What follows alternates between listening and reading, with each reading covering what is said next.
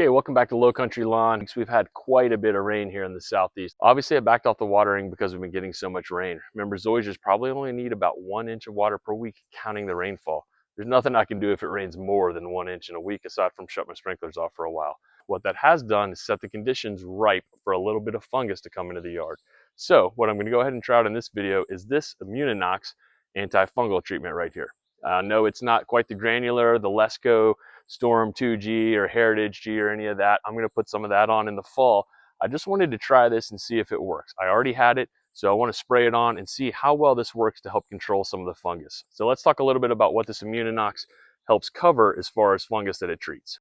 Now this is fungus plus insect control. What it does treat, it says right on the back, is prevents black spot, brown patch, rust, powdery mildew, anthracnose, dollar spot, fusarium patch, leaf spot, melting out, red thread, spring dead spot, stripe smut, take all patch, zoysia patch, and summer patch. And for the insects it controls, it says it controls ants, army worms, brown dog ticks, cockroaches, crickets, cutworms, fleas, lawn moths, otherwise known as sod webworms, millipedes, mosquitoes, palmetto bugs, saw bugs, mites, spittle bugs, and water bugs. So quite the list of stuff that supposedly this will take care of. So let's go ahead and check it out and see how well it works. It's going to cover about 2,500 square feet. My lawn is about 3,000 square feet, so that's close enough. Now there are a few precautions with this when you're putting it down. You want to make sure that there's no rain forecast for the next 24 hours. We're also not going to want to water it in. Now a couple things, I don't love using this because I am near the coast and runoff is obviously a big thing.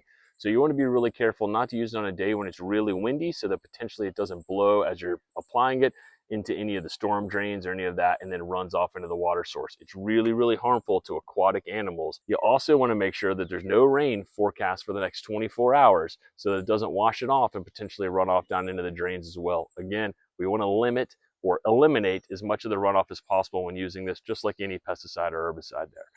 It can also be harmful to bees if you're using it on crops or weeds. Still going to be very careful with how I apply it. I don't have very much wind today. There's no rain forecast for about the next 3 days. My sprinklers are off.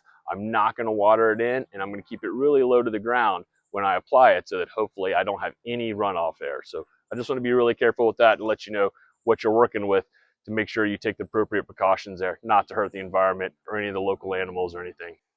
All right, so if you see these brown spots, that's where I'm thinking I've got a little bit of fungus. So I'm going to go ahead and just treat those with the Immunox.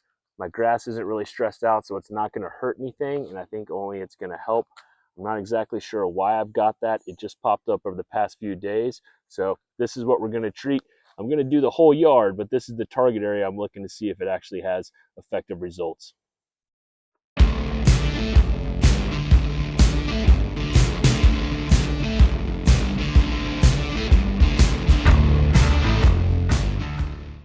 All right, so I just finished putting down the Immunox. It actually wasn't that bad. It was really easy to start and stop the sprayer, which allowed me to move around and readjust the hose. Probably the biggest problem was dealing with the hose, is it just kept bunching up behind me and I have to pick it up and kind of move it around behind me and drag a big bunch of it over to the driveway so that it wasn't sitting on top of the grass as I was about to spray it.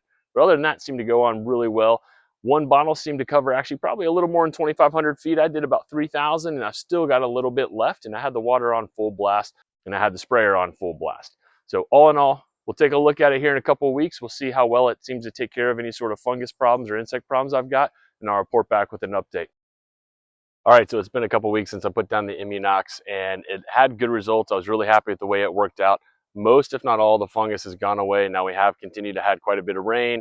I've obviously kept watering it so the grass doesn't die. But all in all, I'm happy with the way it worked. It was super easy to put on, and I had good results. So let's take a look at it and see how it turned out. Here's how the grass is looking now. It looks a lot better, a lot healthier than it did. There's still a couple of spots where I probably have a little bit of fungus, as you can see there, but nothing too bad. So maybe give it another shot of Immunox here soon, but all in all, I think it did a pretty good job and cleaned up the grass pretty well. So I'm happy with it. Seems like it works.